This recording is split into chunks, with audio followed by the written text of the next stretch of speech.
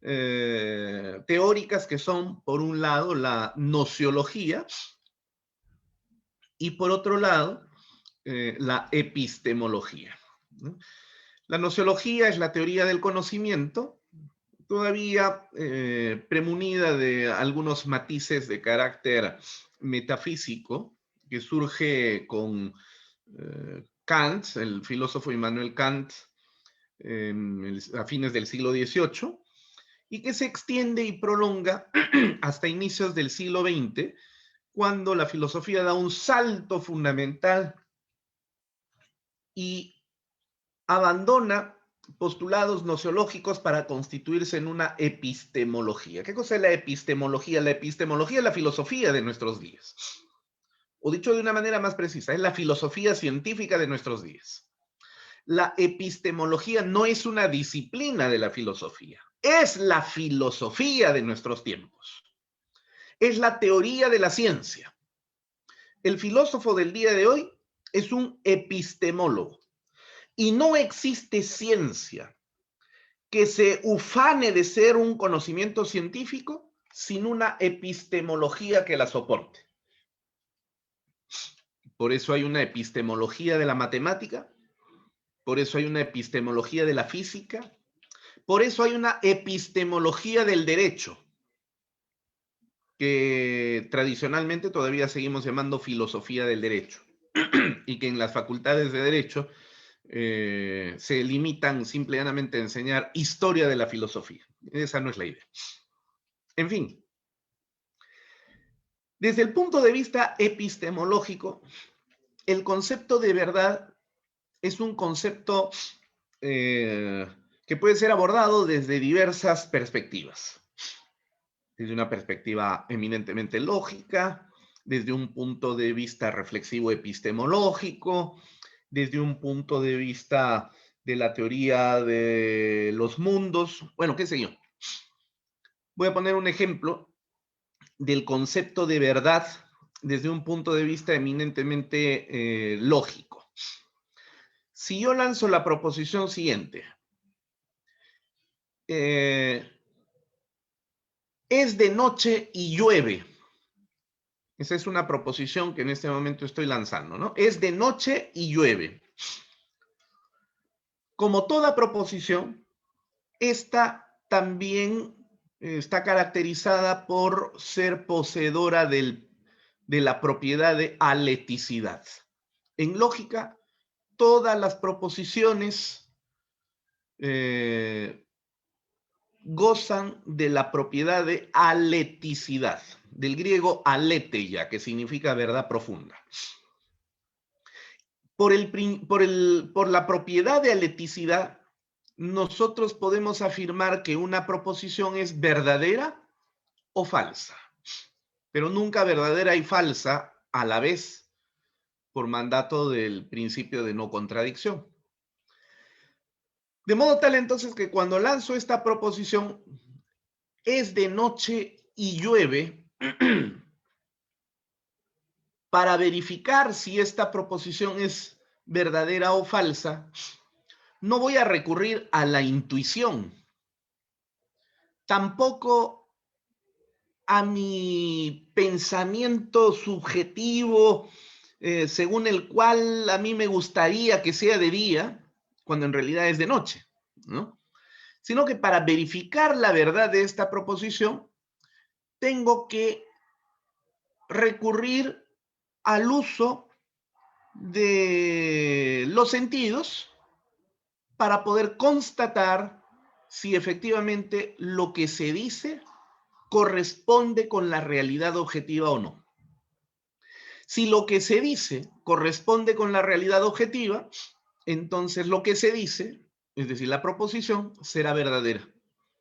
Si no corresponde con la realidad, entonces será falsa. En este momento yo me encuentro ubicado en Lima. Es de noche y llueve, pero asomo por la ventana y veo que es de noche, pero no llueve. Entonces no puedo decir que la proposición es verdadera, sino más bien es falsa. Muy bien. Este es el criterio lógico de reconocimiento alético de las proposiciones. Vale decir, la verdad de las proposiciones corresponde a la correlación existente entre la proposición y la realidad objetiva. Si existe correlación entre la proposición y la verdad objetiva, entonces podemos decir de esa proposición que es verdadera. Hay otros casos en los cuales la verdad no surge de una verificación empírica, ¿no?, sensorial, como en este caso, ¿no?, donde yo he tenido que asomarme a la ventana y ver, sino que más bien responden a criterios de carácter puramente intelectual, a priorístico.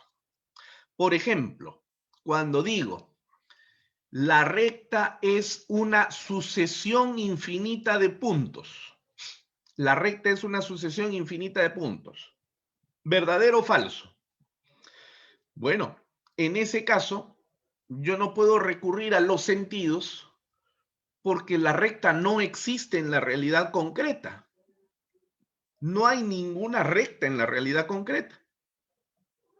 Y no hay ninguna recta en la realidad objetiva porque el punto o los puntos, la sucesión infinita de puntos que constituye una recta, ¿no?, los puntos no existen.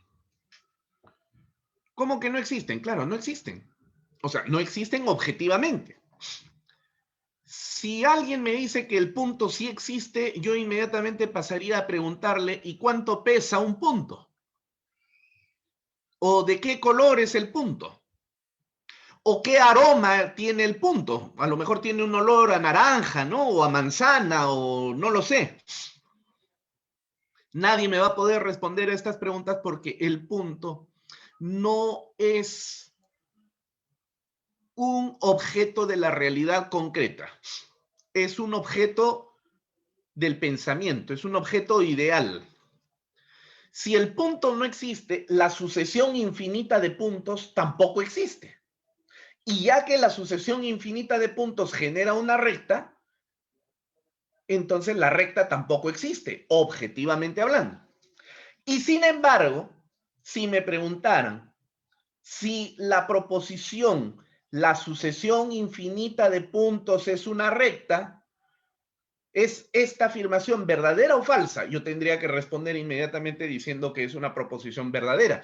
Pero ¿cómo lo sé? Si no puedo verificar empírica, sensorialmente, esa afirmación, como cuando digo, es de noche y llueve, lo cual sí puedo ver. Porque existen proposiciones cuya verdad o cuyas verdades son evidentes ante el intelecto por su naturaleza a priorística. Y como tales, entonces, no necesitan ser demostradas. A este tipo de proposiciones se le conoce con el nombre de axiomas. Los axiomas son proposiciones que no necesitan ser demostradas. Son verdades intelectuales, son verdades a priorísticas ante el intelecto del ser humano. Y así sucesivamente puedo seguir enumerando diversas formas de comprender a la verdad. Esto es importante tener en consideración porque la verdad termina siendo así una suerte de plastilina en manos de un niño. La plastilina adoptará la forma que el niño le transfiera en la medida en la que tenga habilidad para jugar con sus manos. La plastilina se puede convertir en un cochecito, se puede convertir en un perrito, es decir, puede tener múltiples formas, ¿no? Y todas ellas verdaderas. La verdad es más o menos como una plastilina y mucho dependerá de las manos de quien la modele, ¿ok? Por eso es que podemos maquillar la verdad. Por eso es que podemos manipular la verdad. Y por eso es que eventualmente podemos hacer pasar por verdadero lo que no es verdadero y sin embargo, a pesar de no ser verdadero, se convierte en una verdad. Los políticos son expertos en ello. Recuerden ustedes al famoso ministro de Adolfo Hitler, ¿no? en la Alemania nazi, el ministro Joseph Goebbels decía: una mentira repetida 1000 veces se convierte en una verdad. Y efectivamente, ¿no? Esto de estar bombardeando a través de los medios de comunicación una mentira termina convirtiéndose en una verdad, a pesar de que ontológicamente carece de verdad, pero se convierte en una verdad. Digamos, es una verdad social, a pesar de que es una gran mentira, a pesar de que es una gran falsedad, ¿no? Entonces, cuando decimos que el proceso penal tiene por objetivo establecer la verdad, ¿de qué tipo de verdad estamos hablando? Ese es el punto. ¿Qué verdad es la que vamos a buscar? ¿Qué verdad es la que vamos a defender? ¿Y qué verdad es a la que le vamos a otorgar la razón? Para eso existe el proceso penal. Entonces, para motivar esta clase el día de hoy, quiero que veamos 2 vídeos cortos que nos ayuden a introducirnos en este campo de la verdad. ¿Ok? Bien. A ver, veamos.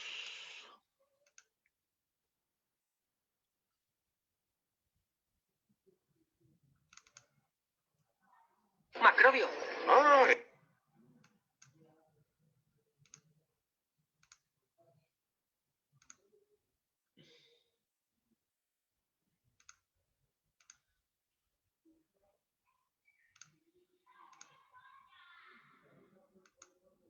Ya. A ver, presten atención.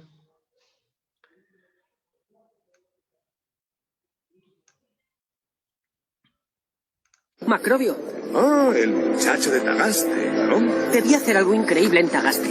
Hiciste que todos aceptaran pagar los impuestos. Por eso mis asambleas son tan populares para los gobernadores. Siempre repetías, esos son hechos, no palabras. Entendí por qué. Me pregunté a mí mismo, ¿qué es lo que tiene un orador como tú? Solo palabras. Un arma enclenque. ¿Y cómo puedes hacerla tan poderosa? Sencillo. Haciendo creer a tus oyentes que no son solo palabras. Tú reiterabas. Esos son hechos, no palabras. Y tus palabras se convertían en hechos. Todo lo que decías se convertía en verdad. Algunos testigos acusan a mi cliente, Getulio, de haber intentado matar a su mujer. Conocidos de la pareja han informado de ciertas amenazas que Getulio hizo a su mujer. La acusación mantiene que tiene ciertas pruebas que incriminan a Getulio.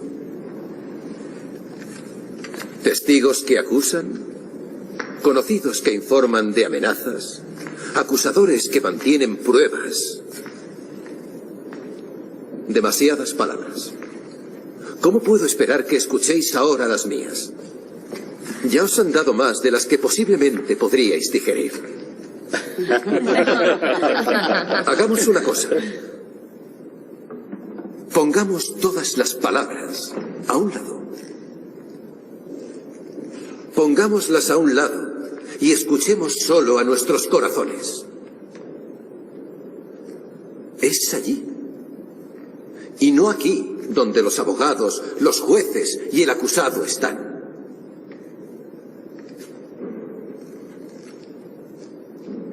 Es ahí, en nuestros corazones, donde distinguimos lo verdadero de lo falso y las palabras de los hechos. No me escuchéis a mí. Escuchaos a vosotros y busquemos la respuesta a esas preguntas en nuestros corazones. ¿Acaso ha sido encontrada el arma del intento de asesinato? No. Eso es un hecho. no palabras. ¿Acaso tiene la mujer del acusado heridas que prueben que alguien en concreto intentó asesinarla? No. Eso es un hecho, no palabras.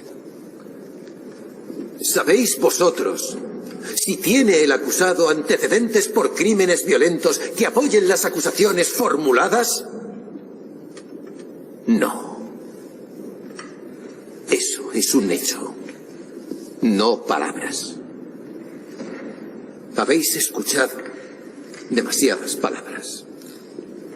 En vez de permitir que las voces de los testigos, abogados y jueces resuenen en vuestros corazones, debéis dejar que resuene la única voz digna de fe. La voz de los hechos.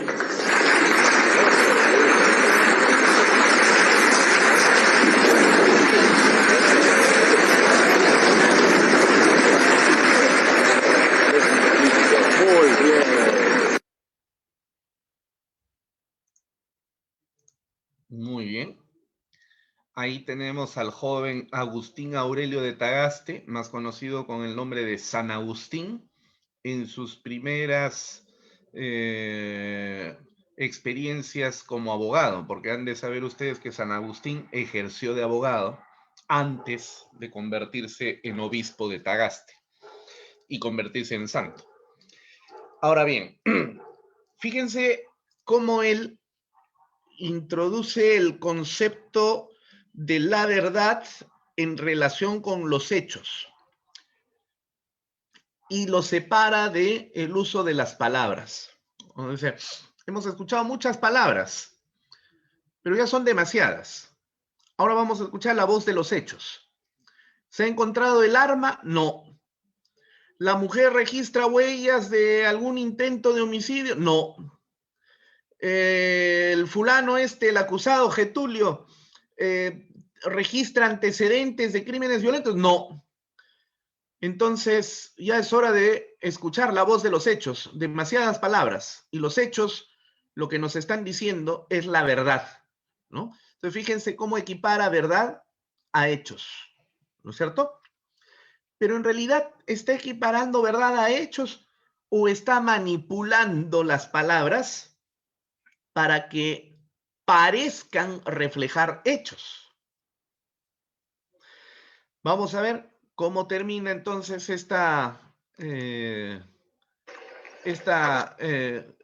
breve historia. Presten atención.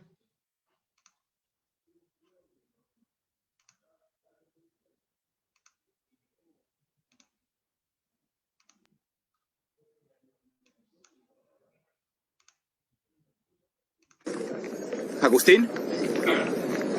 Camilo, ¿qué haces aquí? ¿Dónde está tu padre? ¡Agustín!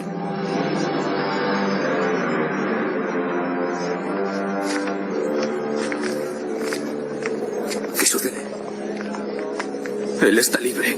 ¡Por tu culpa! ¿Culpa? Solo le ayudé a demostrar su inocencia. ¡Maldito seas! ¡No era inocente! Mi padre era culpable. Culpable. Y lo sabías. Intentó matar a mi madre. Y ahora lo ha conseguido. Mi madre está muerta. Por tu culpa.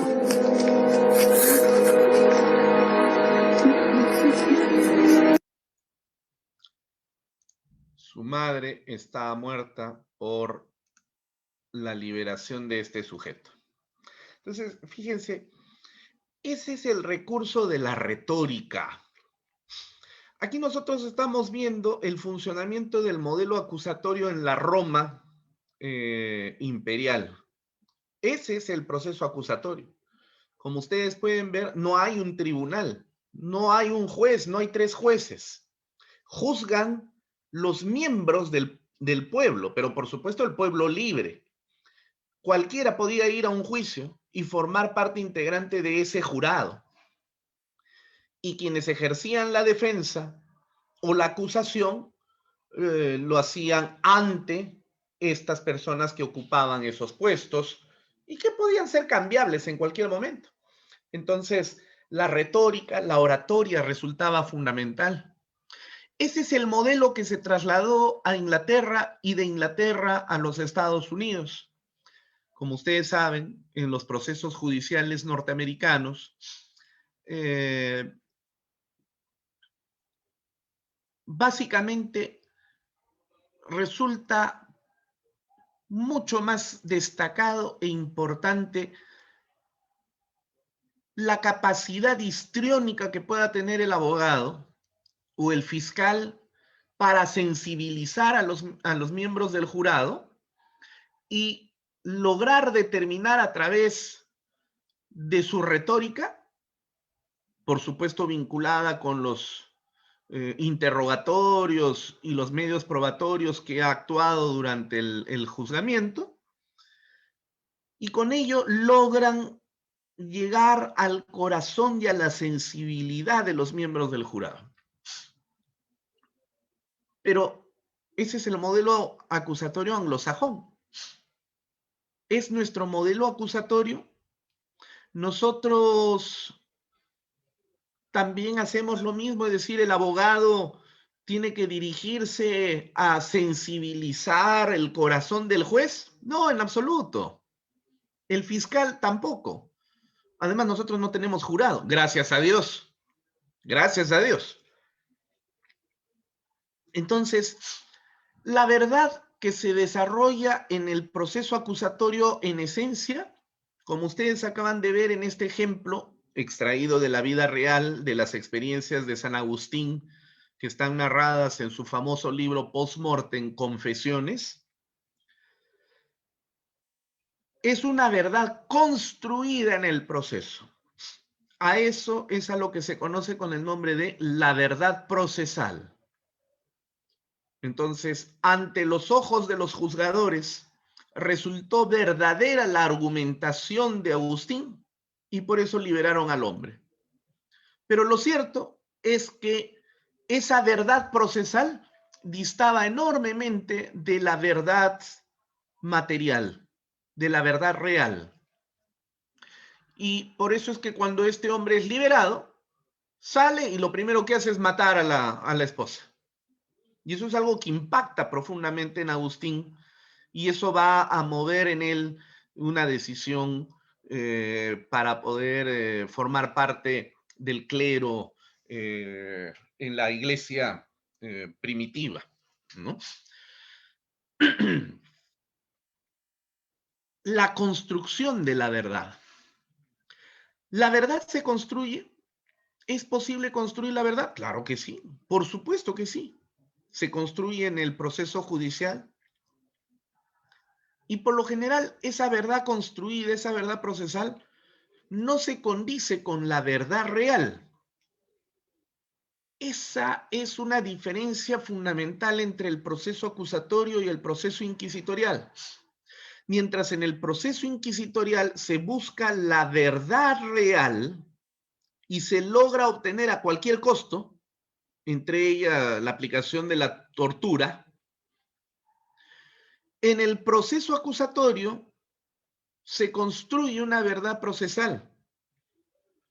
De modo tal entonces que ganará el proceso no quien haya dicho la verdad, sino quien haya logrado demostrar su verdad en función de las declaraciones testimoniales y de los elementos probatorios que han sido actuados a lo largo de la etapa del juzgamiento.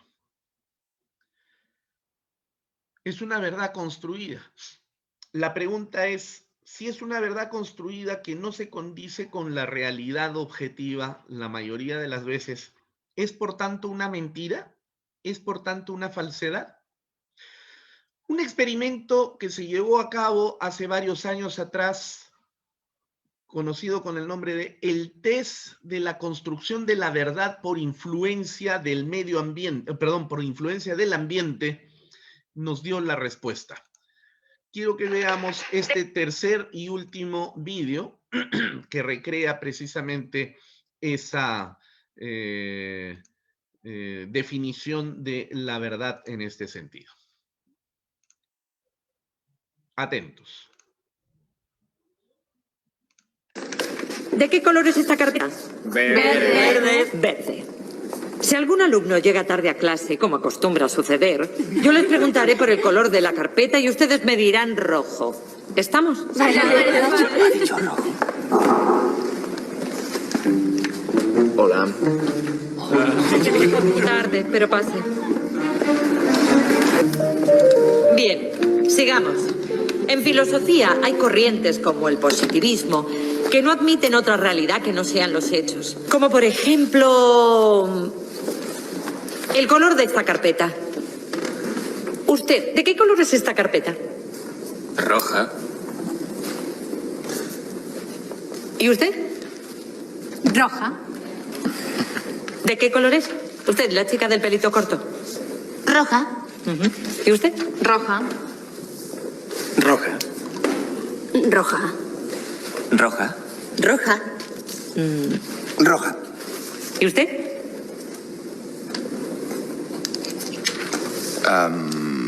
Roja.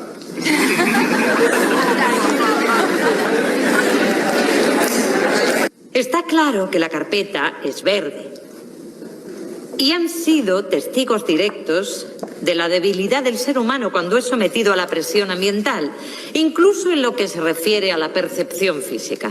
Bueno, yo me he dado cuenta de que era un juego. O sea, me parecía rara la pregunta. Claramente la carpeta es de color verde. Pero como todos decían rojo, usted ha dicho rojo. Bueno, porque pensaba que no Según tenía opción. Nietzsche, el mundo puede dividirse entre dos tipos de personas. Las que siguen sus propios deseos y las que siguen el deseo de los demás. Las primeras son fuertes y no se dejan gobernar por nadie. Y las segundas son débiles y se limitan a hacer lo que dicen y hacen los demás. Somos muy sumisos y acabamos admitiendo las ideas de la mayoría. Incluso en Alemania, la gente fue capaz de creer lo que repetía una y otra vez la propaganda nazi. Ya lo decía Kant con toda su amargura. El ser humano es el único animal que necesita un amo para vivir.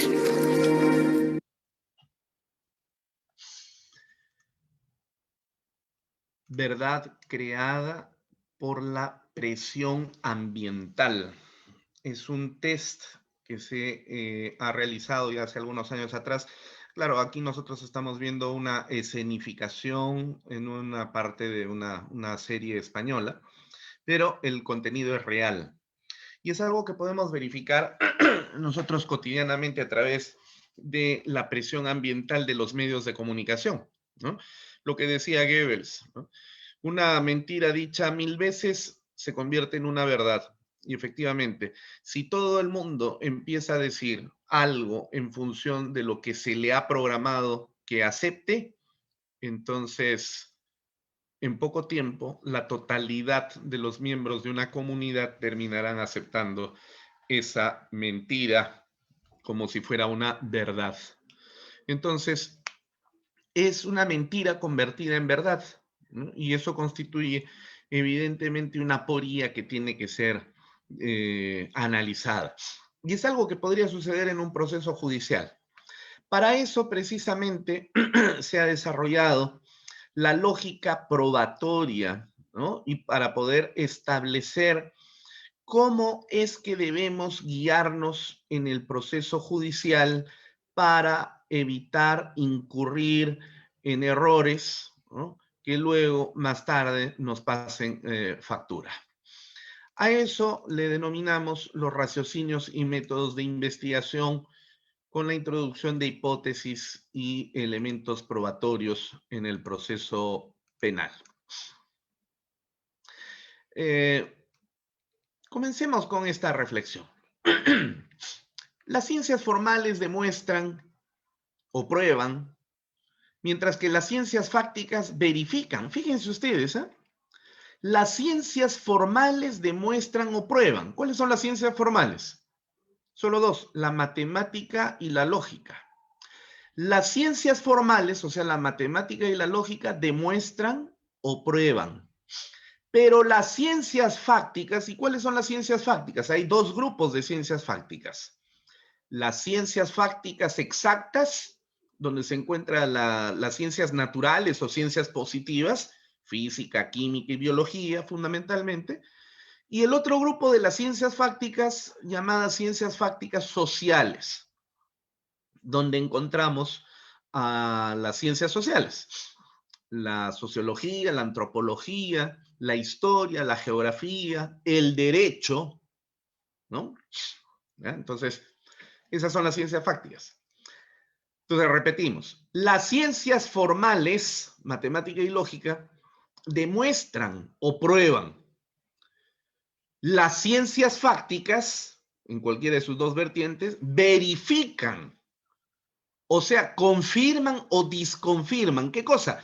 Hipótesis que en su mayoría son provisionales. La demostración, que corresponde a las ciencias formales, siempre es completa y final. En cambio, la verificación, que es propia de las ciencias fácticas, es incompleta y por eso es temporaria. No es eterna. La naturaleza misma del método científico impide la confirmación final de las hipótesis fácticas. ¿Quién dijo esto? Mario Bunge, en su clásico pequeño librito que no pasa de moda, titulado La ciencia, su método y su filosofía. Mario Bunge falleció el año pasado, en el mes de abril, a los 100 años con 5 meses, 6 meses aproximadamente. Una vida bastante longeva, ¿no? Bien, ahora, si el derecho es una ciencia social, entonces evidentemente en el campo del derecho no vamos a demostrar ni probar nada. Lo que vamos a hacer es confirmar o disconfirmar, o sea, verificar las hipótesis que procuran explicar las teorías del caso.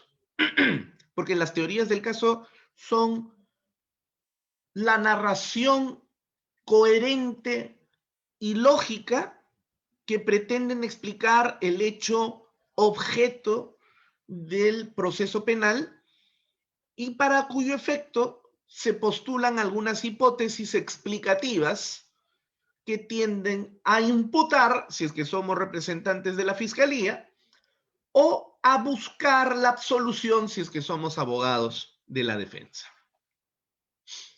Entonces, esto hay que tenerlo muy en cuenta, ¿ya? Esto hay que tenerlo muy en cuenta. Y eso es precisamente lo que hizo Agustín, ¿no? Agustín presenta un argumento, que es un argumento que lapida las declaraciones testimoniales, porque se han habido testigos que han acusado.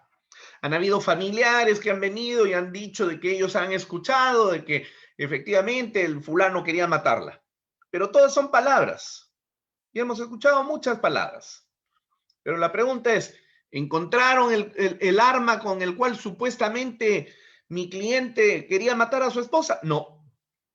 La mujer que supuestamente iba a ser víctima del asesinato, ¿presenta heridas? No. Mi cliente registra antecedentes por delitos violentos? No. Entonces, los hechos tienen que primar frente a las afirmaciones testimoniales. Y eso significa entonces que con estos hechos, él no está probando la inocencia de su cliente, sino está verificando su teoría del caso. ¿Y cuál es la teoría del caso? La teoría del caso es que Getulio es inocente. En el proceso penal, que es oral, ¿no? Y esto es algo que no nos han explicado adecuadamente durante los procesos de capacitación. La famosa litigación oral no solamente incluye el aprendizaje de la oratoria forense. O sea, no basta aprender a hablar, entre comillas, ante un juez, ante un fiscal, tratando de defender una posición, una teoría del caso, sino que el litigio implica la presentación de una argumentación, un argumento. Por eso es importante el estudio de la argumentación jurídica. Y el argumento no es otra cosa más que el sinónimo materializador del raciocinio. El raciocinio, que es la tercera forma de pensamiento del ser humano, se materializa a través de una inferencia. Y la inferencia puede ser llamada también con el nombre de argumento. De modo tal que cuando hablamos de argumentación, estamos hablando de inferencias. Y si hablamos de argumentación jurídica, nos estamos refiriendo a las inferencias lógico-jurídicas. En cualquier caso, la inferencia siempre es la plasmación en el mundo concreto de los raciocinios que anidan en el pensamiento y por ende tienen una connotación de carácter abstracto. El raciocinio es, como ustedes saben, la forma superior del pensamiento del ser humano. En todo proceso de pensamiento, que es el resultado del proceso del conocimiento, actúan siempre tres elementos. De los tres voy a hacer referencia a los dos centrales. En primer lugar, el sujeto cognoscente, es decir, el sujeto que conoce, ¿no? Y luego, el objeto cognoscible, es decir, el objeto que se va a conocer. El sujeto cognoscente se relaciona, se vincula con los objetos cognoscibles, o sea, con los objetos que nos rodean en la realidad a través de los sentidos. Es decir, vemos, olemos, oímos, palpamos y degustamos.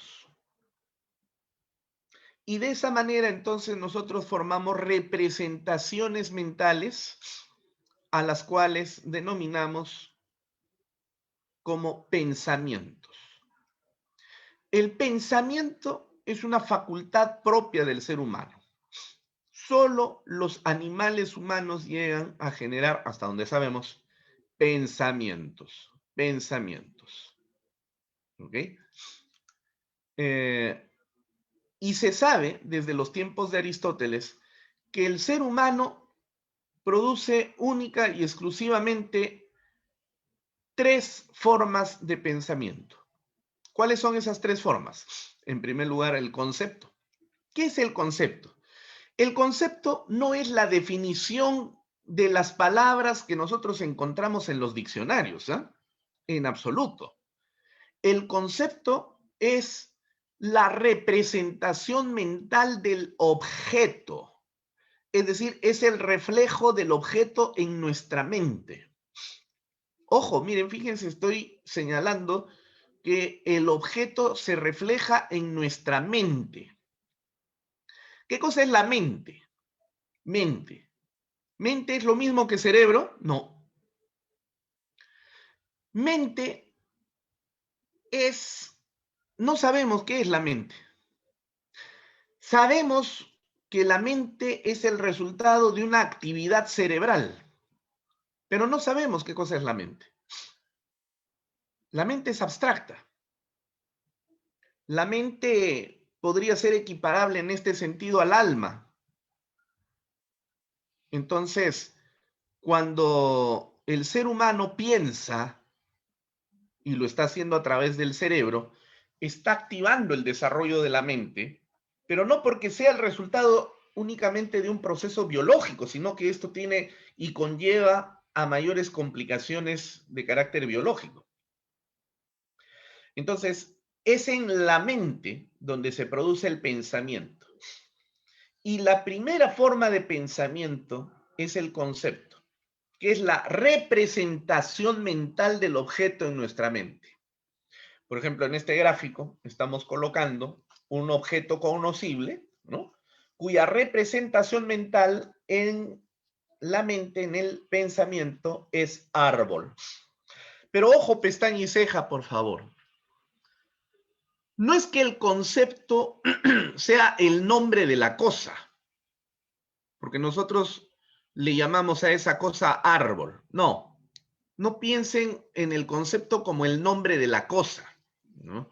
Si yo preguntara, a ver, ¿qué tengo aquí en la mano?, ¿no?, me dirían un lapicero. Yo tendría que decir inmediatamente, no, no es cierto, yo no tengo aquí un lapicero. ¿Cómo que no tiene un lapicero? Y entonces, ¿qué cosa tiene en la mano? Lo que tengo es un objeto, es una cosa, un objeto cognoscible. ¿Y dónde está el lapicero? El lapicero es la representación que genera mi cerebro después de que siento este objeto. Entonces, no es el nombre que yo le he puesto al objeto, o que consensualmente le hemos puesto a este objeto, lapicero. Lapicero es la representación mental que tenemos en el cerebro a partir de este objeto. Digamos, si yo les pidiese a ustedes, a ver, cierren los ojos y piensen en una pelota de básquetbol, ¿no? Entonces empiezan a generar ese pensamiento, la pelota de básquet. Ese es el concepto. El concepto es la representación mental que tenemos de los objetos, ¿sí? Un reflejo en el cerebro de los objetos concretos, de los objetos reales. Entonces, no es el nombre, ¿ok? No es el nombre. En consecuencia, en el diccionario nosotros no vamos a encontrar nunca conceptos. Mal hacían nuestros profesores en el colegio cuando nos dejaban la tarea y decían, buscar en el diccionario el concepto de las siguientes palabras. En el diccionario no se encuentran conceptos. En el diccionario lo que se encuentran son términos con sus respectivas acepciones, pero no conceptos. Los conceptos únicamente están aquí en la mente. Entonces, el concepto árbol, ¿no? No es el nombre, es cómo en la mente representamos ese objeto. Y así también podemos incluir el concepto verde, porque los colores, bueno, no voy a incidir sobre este particular porque tendría que hacer toda una demostración física de la que no me cabe tiempo en este momento. Pero sepan ustedes que los colores no existen en la realidad objetiva. Es decir, nosotros vemos las cosas a veces verdes, anaranjadas, rojas, qué bonita tu camisa, qué bonito tu pantalón, qué bonito el color de tu saco. Y en realidad nada tiene colores, sino que lo único que existe son reflejos de luz que rebotan sobre las superficies de los objetos y dependiendo de la pigmentación de ese objeto, nuestros ojos van a captar una mayor longitud o con mayor fuerza la longitud de onda que lance el reflejo de ese objeto al exterior y que es el caso en el cual nosotros vamos a dirigir nuestra atención de mirada, ¿no? Pero si pudiéramos salir de nuestros cuerpos y ver el mundo no a través de nuestros ojos ni a través de nuestro cerebro, sentir el mundo no a través de nuestra piel ni de nuestros oídos, sino sentirlo en puridad, lo cual implicaría pues, que salga nuestra alma para poder sentir el mundo, y eso no se puede, ¿no? Primero, porque no sabemos si tenemos alma realmente, ¿no? Y segundo, pues porque aun cuando la tuviéramos, no sabemos cómo sacarla de nuestro cuerpo, y en todo caso tendríamos que esperar a morirnos para poder ver el mundo tal como es. ¿Ya? Entonces, si nosotros pudiéramos sacar nuestra alma de nuestro cuerpo y luego regresar a nuestro cuerpo para no morirnos, materialmente hablando, y viésemos el mundo tal como es, no con los ojos, sino con el alma, entonces créanme que veríamos este mundo de una manera totalmente distinta a como la vemos. Porque este mundo no tiene colores. No tiene colores. Y nosotros vivimos engañados permanentemente por nuestro sentido de la visión. Igual sucede con el gusto, el tacto, la audición. Así que entonces verde es un concepto al igual que árbol, ¿no? Vegetal es otro concepto, ¿ok? Ahora bien, nosotros vamos formando conceptos a lo largo de nuestra vida, ¿no? Desde niñitos, cuando vamos empezando a fijar esos conceptos, recuerden ustedes que a los 2 años, 3 años más o menos, el niñito empieza a preguntar, ¿qué es esto? ¿Qué es esto? ¿Qué es esto? ¿Qué es esto? Y entonces le respondemos, ¿no? Taza, zapato, ¿no? sofá. Y entonces el niño va fijando los conceptos en la mente. O sea, los está identificando, ¿no?, con un nombre, ¿ya? Pero si hablara otro idioma, ¿no?, le pondría otro nombre, ¿no?, y sin embargo seguiría viendo lo mismo que vería si hablara chino o inglés o quechua o castellano, ¿no?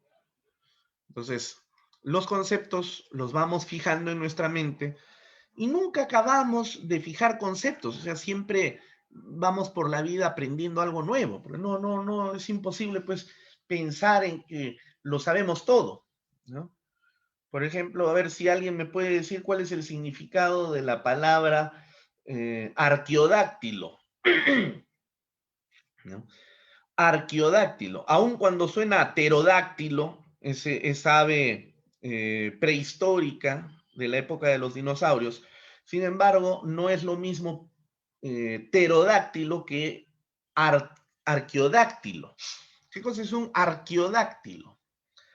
El arqueodáctilo es un animal cuya pata termina en pezuñas bifurcadas. Ejemplo, los chanchos, los cerdos, sus patas terminan en pezuñas y sus pezuñas son bifurcadas. Los carneros, las vacas, los toros son arqueodáctilos. A diferencia de los caballos, por ejemplo, que son perizodáctilos, ¿no? ¿Por qué? Porque sus patas terminan en pezuñas, pero son únicas, un casco. No están bifurcadas como en el caso del toro o la vaca. Muy bien. Entonces, estoy seguro que el día de hoy acaban de enterarse del significado de estas palabras. Entonces, acaban de aprender algo nuevo. Perizodáctilo, arqueodáctilo. Y así, todos los días o a lo largo de nuestra vida vamos aprendiendo algo nuevo. Entonces, vamos fijando conceptos. En este ejemplo gráfico, encontramos que el concepto árbol, vamos a llamarle concepto 1, al concepto verde 2 y al concepto vegetal, llamémosle concepto 3. ¿Por qué? Porque luego de la relación de estos conceptos, de manera lógica, armónica, vamos a producir la segunda forma del pensamiento, que es el juicio. El juicio. Ejemplo, si nosotros relacionamos el concepto 1 con el concepto 2, entonces formaremos el juicio, el árbol es verde.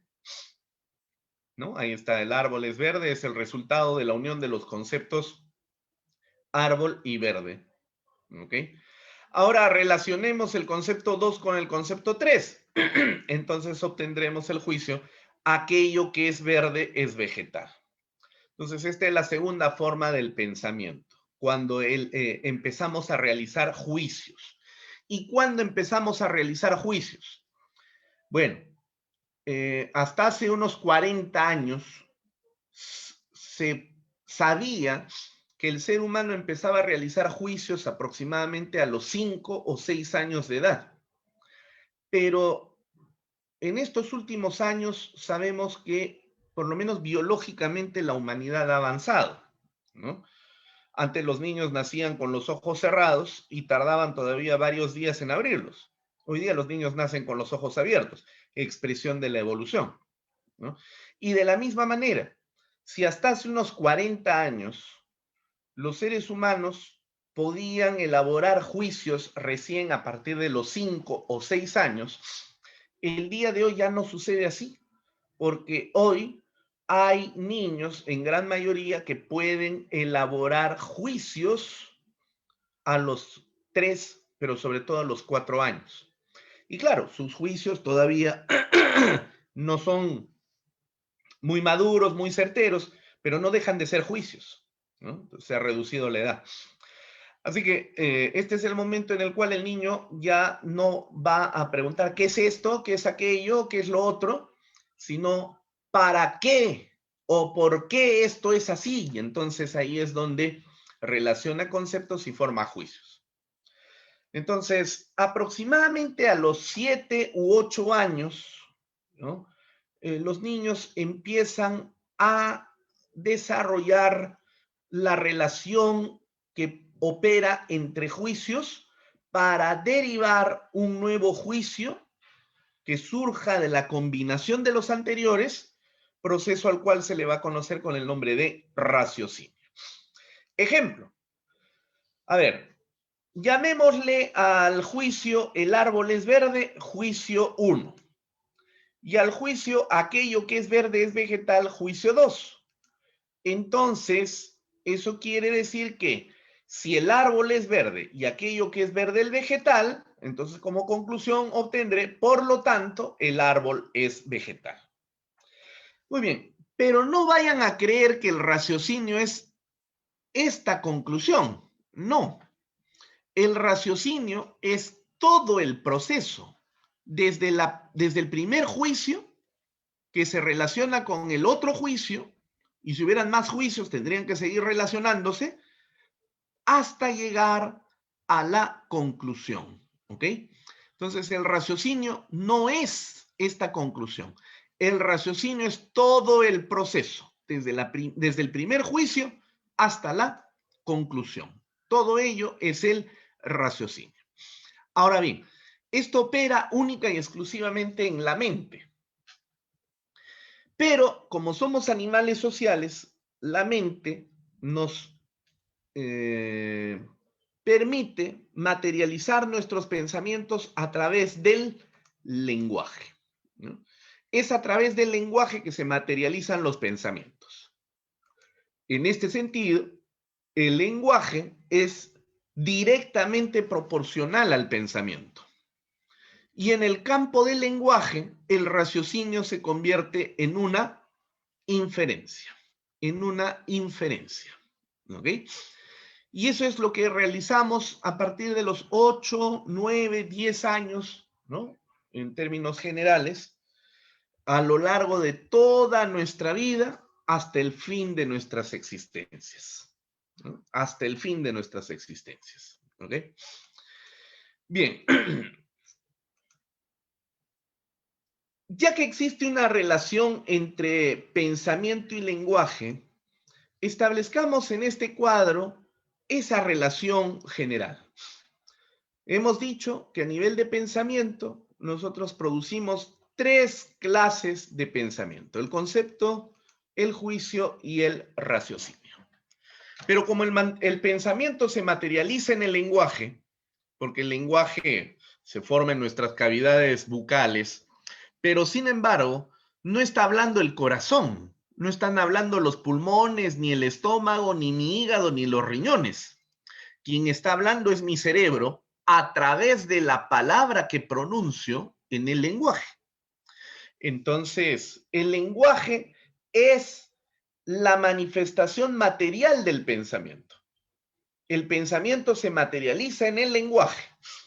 El lenguaje, por eso, es directamente proporcional a nuestros pensamientos. Uno casi puede conocer a las personas solo por su lenguaje. Uno casi puede conocer a las personas solo por su lenguaje, ¿no? Entonces, personas que tengan un bagaje intelectual bastante amplio, seguramente tendrán un nivel de estructuración de pensamiento bastante elevado. Pero una persona que no puede sostener un discurso ni 30 segundos, revela a través de su lenguaje la vaciedad de pensamiento que tiene. O sea, nada de pensamiento, ¿no? Entonces el lenguaje materializa el pensamiento, por eso es importante el lenguaje, y de esa manera podemos comunicar nuestras sensaciones, nuestros deseos, etc. Porque como animales sociales tenemos que comunicarnos. Nos comunicamos a través del lenguaje y el lenguaje es portador de pensamientos. Por eso es que en el lenguaje el concepto se vuelve un término, el juicio se vuelve una proposición y el raciocinio se convierte en una inferencia.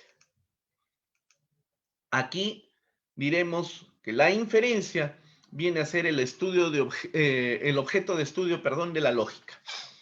Ahora, sobre el particular, yo quisiera hacer un hincapié aquí en este campo. A veces nos asustamos cuando nos dicen, oye, tienes que estudiar lógica porque el Código Procesal Penal señala que la valoración de las pruebas, la valoración de los medios probatorios tiene que darse a través de las máximas de la experiencia, las leyes de la ciencia y los principios de la lógica, ¿no? Entonces, aprender lógica para los abogados y sobre todo para los operadores jurídicos, jueces y fiscales, es, por mandato del Código Procesal Penal, un deber, una obligación. Un deber, una obligación. ¿Eh? Entonces, si me preguntan, y cuando ya me meto a estudiar la lógica, si me preguntan, ¿qué es la lógica? La respuesta es sencilla. La lógica es la ciencia que tiene por objeto de estudio a la demora.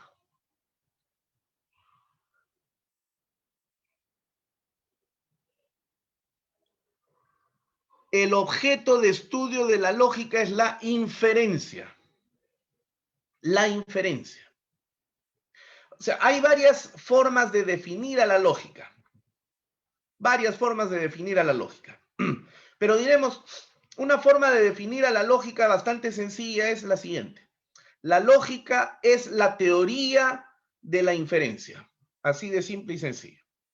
Otra forma sencilla de definir a la lógica será de la siguiente forma. La lógica es la ciencia que tiene por objeto de estudio a la inferencia. Entonces, si la lógica tiene por objeto de estudio a la inferencia, de manera indirecta la lógica tiene vinculación con el raciocinio. Por eso es que resulta necesario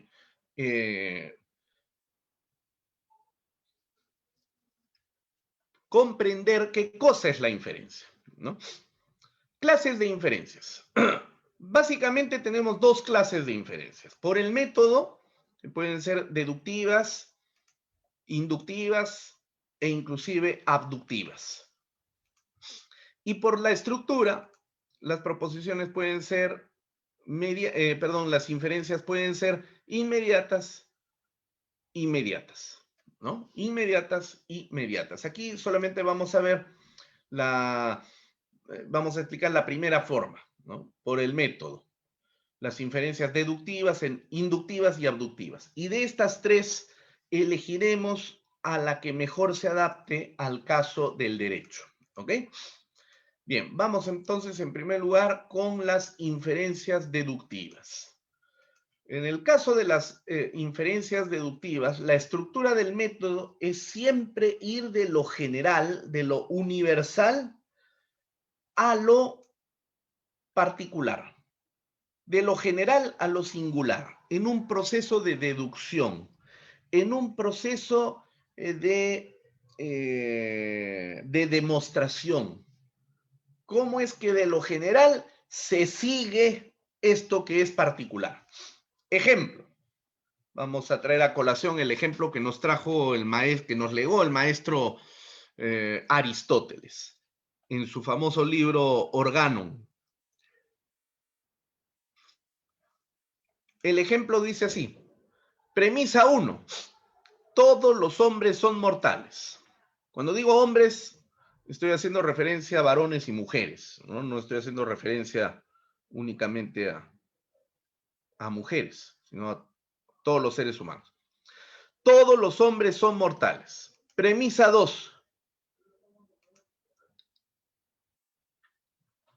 Sócrates es hombre. Sócrates el filósofo.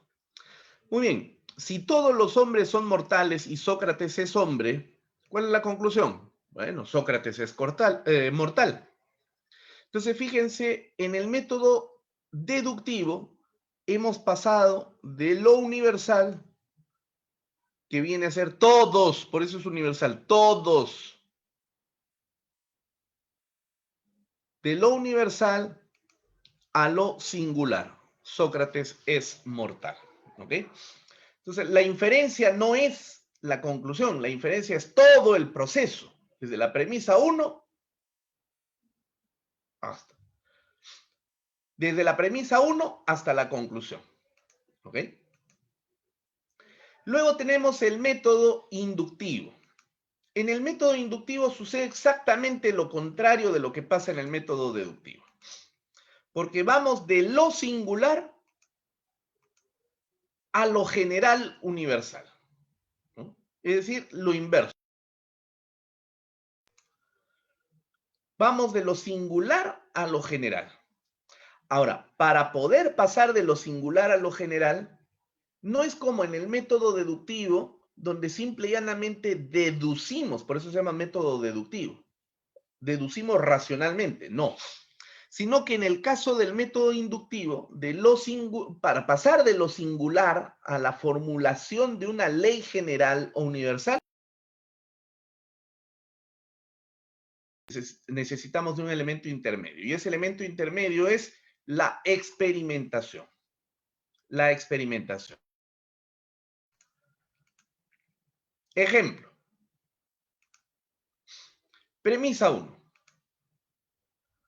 Voy a hacer aquí el siguiente ejemplo, ¿ya?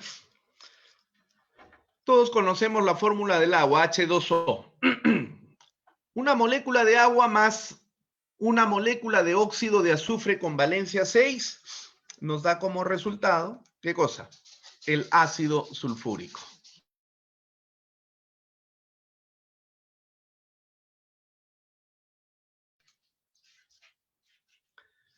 Una molécula de agua con una molécula de óxido de azufre 6 nos da como resultado una molécula de ácido sulfúrico. Muy bien, ese es un primer experimento, singular. Premisa 2. Otra vez agua, pero esta vez con dióxido de cloro o anhídrido carbónico, como también se le conoce, ¿no? ¿Qué pasa cuando una molécula de agua entra en combinación con una molécula de dióxido de carbono? Pues me da como resultado ácido carbónico, ¿no? Premisa 3. Otra vez una molécula de agua que en esta oportunidad va a entrar en combinación con una molécula de óxido de cloro de valencia 7. ¿Qué resultado me va a dar? Me dará como resultado ácido perclórico. ¿Ok? Otro experimento particular. Muy bien. ¿En qué consiste la inferencia inductiva? En que a partir de las diversas experimentaciones, porque una y otra son diferentes, sin embargo, en estas diferencias podemos encontrar nosotros algo que sea común. ¿Y qué es lo común entre las tres premisas? Bueno, hay varias cosas.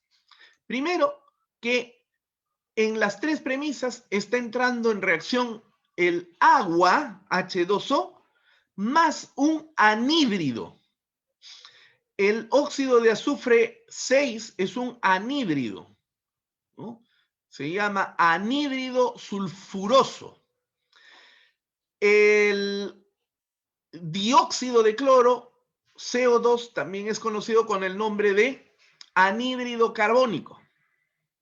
Y finalmente, el óxido de cloro con valencia 7 es conocido con el nombre de anhídrido de cloro 7. Son anhídridos. Siempre, a pesar de que hemos cambiado de compuestos, pero lo común es que en los tres casos está entrando en reacción el agua más un anhídrido. ¿Cuál es el resultado? H2SO4, H2CO3, HClO4.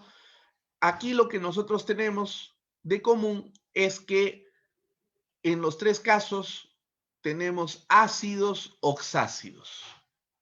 Entonces, fíjense, en la premisa 1 tenemos un experimento singular, en la premisa 2 también un experimento singular, en la premisa 3 otro experimento singular, y de lo común que se encuentra en estos experimentos singulares, lo común es que podemos formular una ley universal. ¿Y cuál es esa ley universal?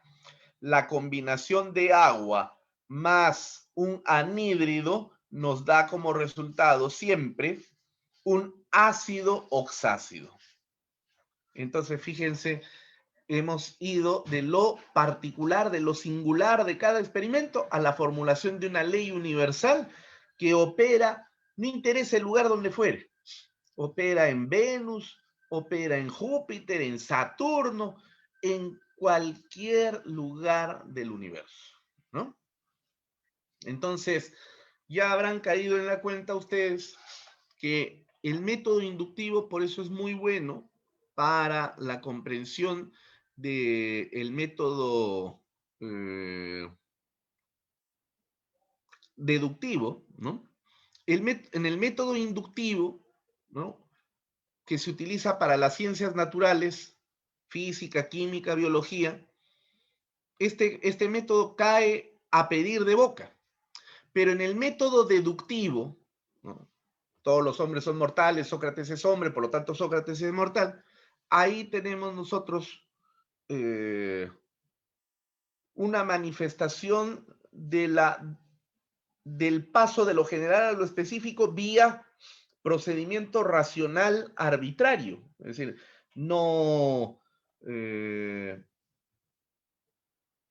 hay experimentación, pero es arbitrariedad basada en consideraciones de carácter a priorístico me llevan a asumir que la conclusión a la que estoy arribando en las deducciones son conclusiones certeras. Y eso es lo que hemos hecho en matemática a lo largo de 11 años de vida escolar. Bueno, algunos un poquito más, ¿no? A lo mejor 12, 13. Porque se fueron a academias, quiero decir, ¿no? Academias. En la universidad también llevaron el primer año, ¿no? Matemática básica, etcétera. Entonces, conocen la mecánica de la matemática. Pero, díganme ustedes, ¿cuándo en matemática hemos ido a un laboratorio para verificar la validez del triángulo rectángulo? Nunca. ¿Cuándo hemos ido al laboratorio para verificar la validez del teorema del triángulo rectángulo que dice en un triángulo rectángulo el cuadrado de la hipotenusa es igual a la suma de los cuadrados de los catetos? Nunca. En matemática no se hacen experimentos. En matemática lo único que se hacen son deducciones. Por eso es que el método por excelencia de la matemática es la deducción. No quita que haya inducción, pero de una manera formidable, ¿no?, y mayoritariamente el método en la matemática es el deductivo. El método de las ciencias naturales, física, química, biología, es el método inductivo. Y eventualmente también el método de las ciencias sociales, ¿no? Ejemplo, antropología, sociología, derecho, ¿no? Sí, ciertamente. Pero por excelencia, el método favorito para la lógica probatoria en los procesos judiciales es la denominada inferencia abductiva. ¿En qué consiste esta inferencia abductiva? Es como una suerte de fusión dialéctica del método deductivo y el método inductivo, ¿no? Porque en una inferencia abductiva también van a haber dos o más premisas, pero la relación de estas premisas estará marcada por la introducción de hipótesis explicativas, ¿no?, que provienen no de la iluminación del Espíritu Santo, sino más bien por el contrario, de una colección infinita de hipótesis que todos nosotros tenemos por formación profesional, formación educativa, por experiencia laboral, ¿no? Como lo voy a explicar un poquito más adelante. Y eso nos propicia la gestación de una idea nueva. para poder deducir algo, ¿no? Ejemplo, en términos generales voy a precisar la siguiente argumentación de naturaleza abductiva. Premisa 1. Se observa el hecho sorprendente F. Premisa 2. Si H fuera cierto, entonces F sería cosa corriente.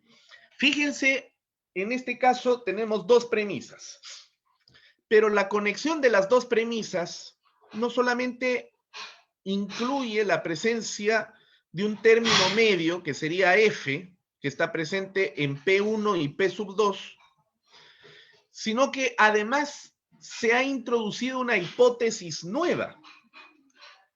¿Cuál es la hipótesis nueva? La hipótesis nueva es si H fuera cierto. ¿Cómo salió? ¿De dónde vino? ¿Cómo surgió para poder deducir la razón operante en aquel entonces, según la cual, por lo tanto, hay razón para sospechar que F es verdadero? Entonces, claro, esto se muestra un poquito farragoso porque lo estoy presentando de una manera general. Pero, dado el hecho de que la introducción de esta hipótesis explicativa en la relación de premisas presupone tener conocimiento formacional, pero también personal, entonces podríamos colocar el siguiente ejemplo. Premisa 1. Se observa el hecho sorprendente, Juan no mintió. Se observa el hecho sorprendente que Juan no mintió. Premisa 2. Si respetar valores de honestidad fuera cierto,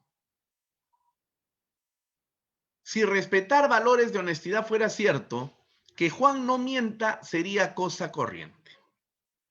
Entonces, miren, en las dos premisas encontramos relación, no solamente porque hay algo de común entre los propuestos blanqueados para llamarlo de alguna manera, ¿no?, de la premisa 1 y la premisa 2, sino también el presupuesto o hipótesis coloreada de color rojo, que va a actuar como una suerte de gancho, conector, y por lo cual entonces se puede deducir la siguiente conclusión. Por lo tanto, hay razón para sospechar que Juan no mintió porque es verdad en él que se respeta los valores de honestidad. Esa es la conclusión a la que arribamos. Es una conclusión, repito, que nos es posible de extraer en un proceso deductivo inductivo, porque fíjense ustedes, en las premisas 1 y 2 encontramos un elemento común. ¿Cuál es ese elemento común? Juan no mintió, Juan no mintió. Luego el resto de la proposición que hace las veces de premisa. Pero resulta que este enunciado que se encuentra aquí en rojo es un enunciado que no estaba ahí presente, sino que fue introducido por la persona que está pensando como consecuencia de su intuición experta. He ahí lo que marca la diferencia con cualquier otra forma de explicación, ¿no? O sea, ¿cómo en la abducción introducimos esa hipótesis? Adivinándola, llega hasta nosotros por iluminación del Espíritu Santo. ¿Cómo llega lógicamente hablando esa hipótesis? ¿Por poder instintivo? ¿No? ¿O más bien proviene de otra información bajo nuestro control?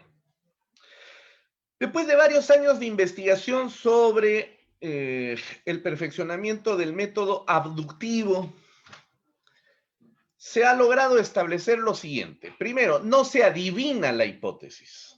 No hay ninguna adivinanza de la hipótesis. Por eso es que el filólogo italiano Umberto Eco, que falleció el año pasado en México, Umberto Eco se refería al método inductivo como abducción creativa. Abducción creativa. ¿Y qué cosa significa abducción creativa? Que esta abducción tiene que ser inventada, entre comillas, la palabra inventada, porque en realidad no es ningún invento. Ex novo, ¿qué cosa significa ex novo? Desde lo nuevo. Pero no entendamos las palabras en un sentido descontextualizador, porque ni es nuevo, ni es tampoco desde lo nuevo, sino que existe lo que ya habíamos dicho hace un buen rato atrás, una colección infinita de hipótesis posibles. Y en ese ir y venir de afanes, nos ponemos a meditar, nos ponemos a pensar, qué sé yo, tantas cosas que podríamos hacer. Y en algún momento tomamos la decisión de introducir una explicación racional a un hecho que nos parece, digamos, por razones de formación profesional, por experiencia laboral, gracias, nos parece que podemos explicarlo, ¿no?, desde la novedad de la intuición experta, ¿ya? Entonces, todo esto se manifiesta en el ámbito de una consideración contextual del conocimiento. Ello, por supuesto, supone que, hecho este procedimiento, la abducción puede ser explicada como una aplicación de hábitos dados a situaciones nuevas. Yo creo eso. Creo, como dice Umberto Eco, que más que un método propiamente dicho, en realidad es el resultado de hábitos dados a situaciones nuevas, ¿ya? Lo cual produce lo que se denomina la lógica contextualizada, y que en la jerigonza del derecho penal, o derecho procesal penal, perdón, se conoce con el nombre de prueba de contexto, ¿no? Prueba de contexto, ¿ok? Algunos señalan que la prueba de contexto viola derechos fundamentales, como por ejemplo el principio de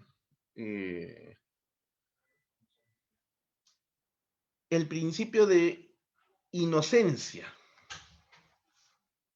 Dice el mandato constitucional: toda persona es inocente hasta que se le demuestre lo contrario en juicio. Pero algunas personas han señalado y han dicho, este modelo de investigación no nos podría servir en el campo del derecho porque el operador jurídico supone que la relación entre premisas debe ser dada a partir de una intuición rara que puede ser consecuencia de una iluminación del Espíritu Santo o una manifestación ataráxica de un algarabío y goce del alma, ¿no? Y que está volando por ahí y de repente se le ocurre pensar. No, no es esa la intuición, ¿no?, a la que se refiere Umberto Eco. No, no, no. No es la intuición esa de la mujer que está en su casa, son las 11 de la noche y el marido todavía no llega, y de repente la mujer llama a su amiga y le dice, estoy sintiendo algo extraño en mi pecho. Mi marido no llega a la casa y yo sé perfectamente que me está engañando, está con otra mujer. Y la amiga le preguntará, ¿pero cómo sabes? ¿Ya lo has verificado? No, pero lo estoy sintiendo. Entonces, ¿Es esa la intuición de la que estamos hablando para poder introducir entre dos premisas fácticas como en el ejemplo dado anteriormente? Y la respuesta pues es evidentemente no. Cuando hablamos de intuición experta, no estamos hablando de la intuición de cualquier fulano que introduce porque le parece, simple y llanamente, pues, que le llegó la luz y la iluminación y pone ahí una propuesta pseudo intuitiva, ¿no? No es así. Voy a poner un ejemplo. Imaginen ustedes que encontramos la siguiente situación. Una pareja de esposos vive en una constante espiral de violencia familiar. Una constante espiral de violencia familiar. Todos los días, se escuchan gritos en el apartamento, en esa pareja de esposos, se insultan, se lanzan cosas, se tiran objetos, se agarran a golpes y los vecinos lo escuchan todos los días. Hasta que en un momento determinado, un día, temprano a la hora del desayuno, mientras todo el mundo está alistándose para salir al trabajo, más o menos a las 7 de la mañana, poco más o menos, de repente escuchan que se inicia otro pleito en esta pareja, ¿no? Que vive en un departamento, en un edificio multivivienda, donde todo se escucha, pues los gritos, todo se escucha. Entonces, empiezan los insultos, los agravios, y de repente el marido se va a ir de la casa y en el momento en el que está saliendo, tira la puerta violentamente, momento en el cual grita, ya no te soporto, te voy a matar, y se va. Todos los vecinos han escuchado eso, todos los vecinos. Llega el marido de regreso al trabajo como a las 6 de la tarde, y cuando llega hasta la puerta de su departamento, entonces encuentra la puerta entreabierta y dice, ¿qué ha pasado acá? Entra temeroso, abre la puerta, no hay nadie, la puerta le da directamente a la sala del departamento, llama a su mujer por su nombre, no responde, entra a la cocina, no hay nadie, va al baño, no hay nadie, y entonces ya se dirige hacia la habitación, al dormitorio principal del departamento, y encuentra una escena dantesca, ¿no?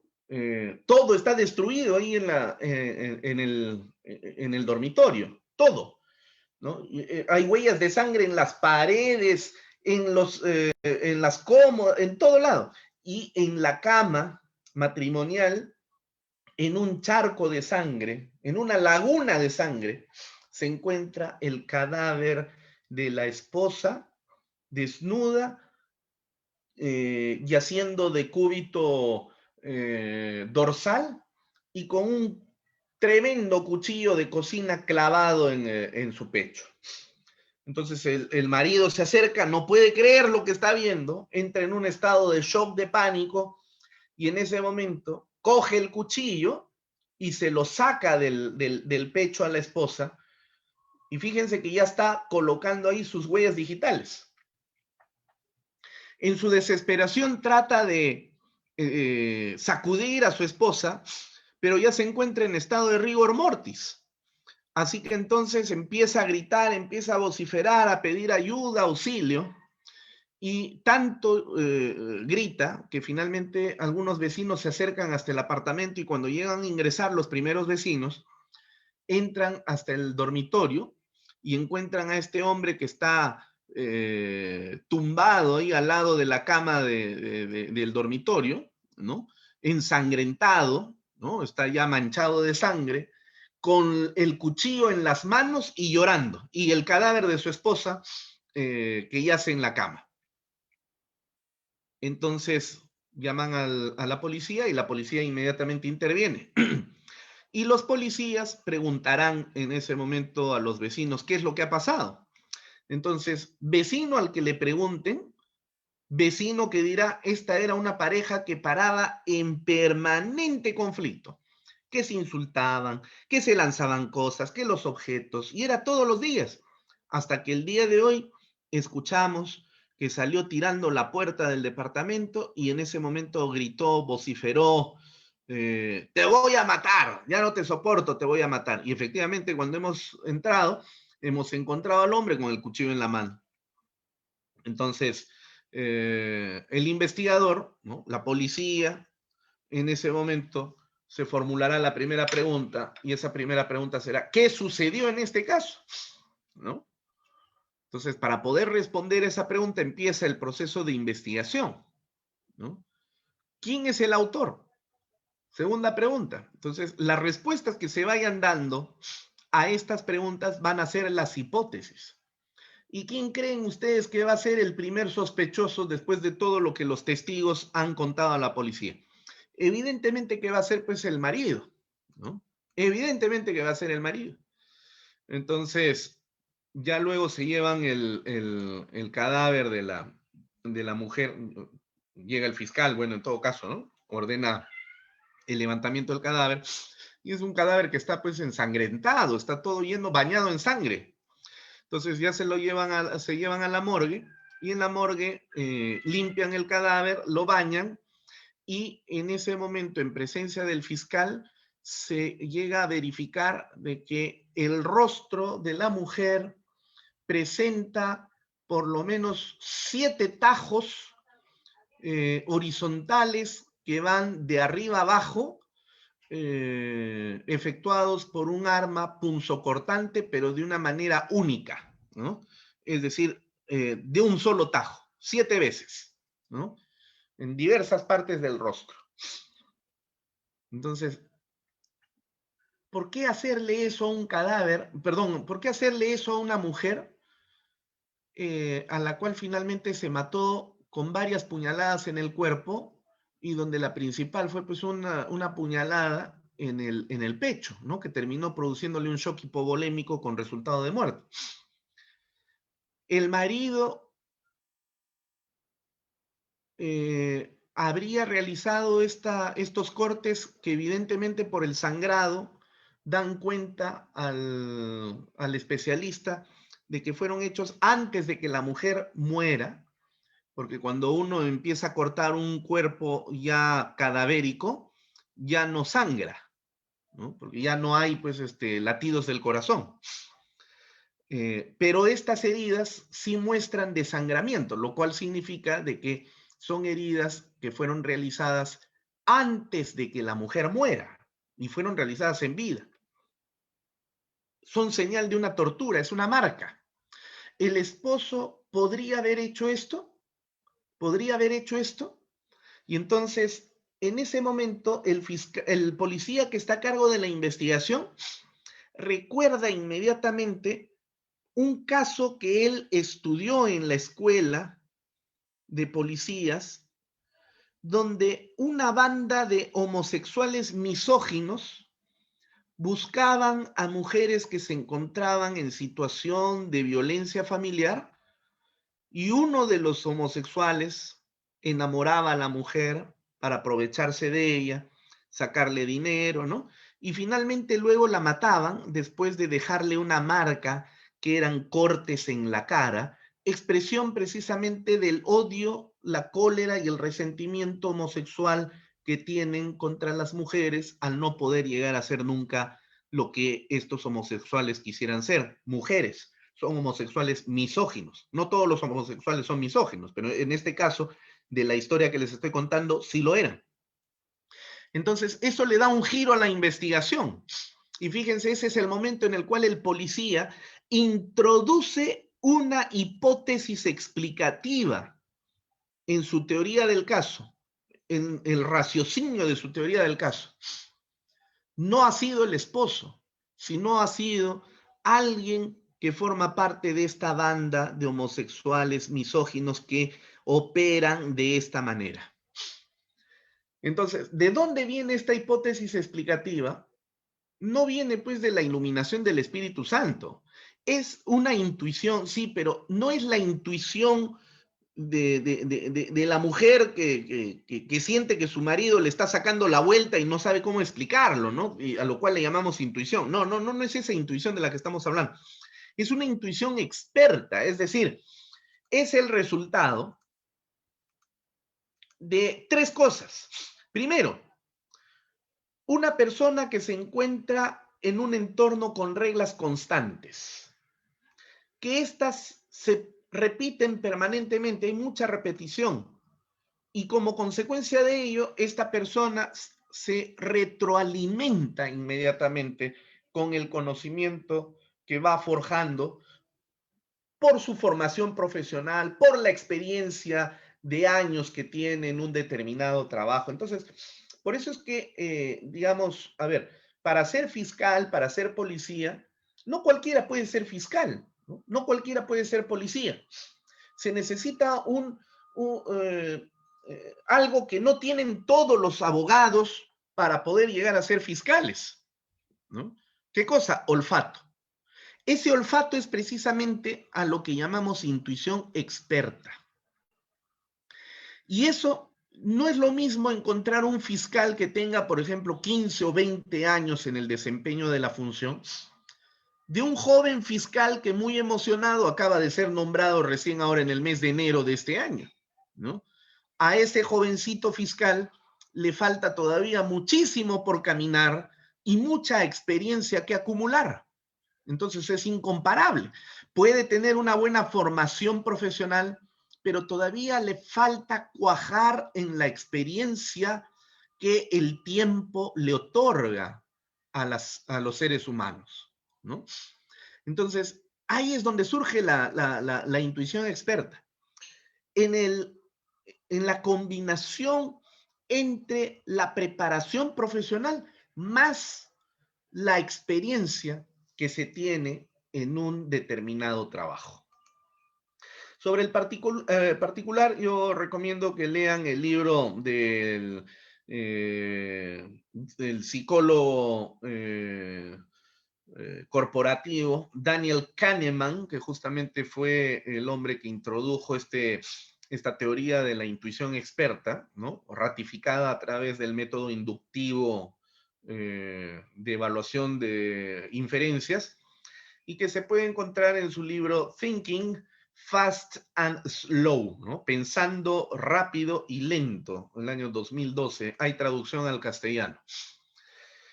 El mejor método para poder trabajar en consecuencia en el proceso judicial es el método abductivo, porque uno trabaja con hechos que van a tener que ser luego subsumidos a hipótesis, no solamente fácticas, sino también jurídicas, y luego de ellas deducir de lo general al plano concreto, pero introduciendo hipótesis novedosas. Es decir, método abductivo, ¿no? Y ese método abductivo, repito, en el derecho procesal se conoce con el nombre de prueba de contexto. Prueba de contexto. Algunas personas piensan que la prueba de contexto viola derechos fundamentales, ¿no? Ya lo decíamos hace un buen rato atrás, pero no es cierto. Claro, violaría derechos fundamentales como el principio de inocencia si la introducción de la hipótesis explicativa fuera consecuencia de una mala concepción de la intuición, es decir, a mí me da la gana porque yo quiero, ¿no? Es decir, anoche soñé de que esto era así y entonces yo explico mi caso en función de mi sueño, ¿no? O no sé, pues estaba yo comiendo y de repente me surgió la idea por una corazonada. No es así, ¿no? Si actuamos de esa manera, ahí sí, lógicamente, pues estamos no solamente violando derechos fundamentales, sino estamos violando procedimientos epistemológicos de la lógica probatoria de los procesos de investigación abductivo, ¿ya? Entonces, hay que saber, por eso, diferenciar la intuición experta de la intuición, pues esa tradicional que no sabemos cómo explicar y que a veces, sobre todo las mujeres, lo tienen, ¿no? Ahora, para poder desarrollar una intuición experta, ¿no? Es necesario no solamente tener formación profesional y experiencia, sino que dentro del campo de la formación profesional conozcamos la lógica, conozcamos la lógica. Este es un tema de lógica probatoria. El Código Procesal Penal señala en 3 artículos que la valoración de la prueba debe ser realizada en función de los criterios de la sana crítica. ¿Y cuáles son esos criterios? Las máximas de la experiencia, las leyes de la ciencia y los principios de la lógica. Entonces, fíjense, cuando hablamos de los principios de la lógica, no estamos hablando de la lógica del sentido común, pues del a mí me parece porque yo creo, ¿no? Sino que estamos hablando de los principios de la lógica entendida como ciencia. De la lógica entendida como ciencia, ¿no? El problema es que en las facultades de Derecho no se han formado a los estudiantes de Derecho en materia de lógica. Y por eso es que luego cuando se convierten en operadores jurídicos como jueces o fiscales, con un desconocimiento absoluto de la lógica, entonces terminan realizando pues acciones que van en contra de los raciocinios inclusive, ¿no? Eso es natural en un proceso de implementación de una reforma procesal penal de la cual todavía estamos todos aprendiendo. Pero en la medida de lo posible debemos tender a evitar eso, ¿no? Porque además de que genera pues ridículos francamente absurdos, por ejemplo, acabo de terminar hace 2 semanas atrás de acopiar un número determinado de sentencias expedidas por la Corte Suprema de la República, recursos de nulidad y casaciones. Recursos de nulidad, por supuesto, con el código anterior, ¿no? Casaciones con el nuevo modelo. Y francamente, uno no sabe si ponerse a llorar o a reír, las dos cosas al mismo tiempo, cuando se encuentra a nivel de la Corte Suprema, y se supone, pues, en teoría, que los jueces de la Corte Suprema han llegado a ocupar ese cargo porque están debidamente preparados, ¿no? Porque son personalidades en el mundo jurídico. Y uno descubre que no, porque encontramos la fundamentación de estas resoluciones que ponen ya fin definitivo a los procesos judiciales y donde señalan como parte de sus argumentaciones, dicen, por ejemplo, lo siguiente, ¿no? Y entonces, en aplicación de las máximas de la experiencia y las reglas de la lógica, esto es así, y punto. O sea, eso no es aplicar las máximas de la experiencia y las reglas de la lógica para la evaluación de los medios probatorios y la aplicación del derecho de una manera desarrollada. Lo que están utilizando es, lo que están haciendo es utilizar la expresión máximas de la experiencia y principios de la lógica para atarantar a las partes y pretender hacer pasarse como conocedores de unos temas que la gente desconoce en su mayoría y entonces generar la impresión de, oh, carambas, ¿cómo saben estos jueces de la Corte Suprema? Recurren a las máximas de la experiencia y a los principios de la lógica. Pero no lo están haciendo porque solamente lo están nombrando, pero no están desarrollando. Y eso por una sencilla razón, porque de lógica no saben absolutamente nada.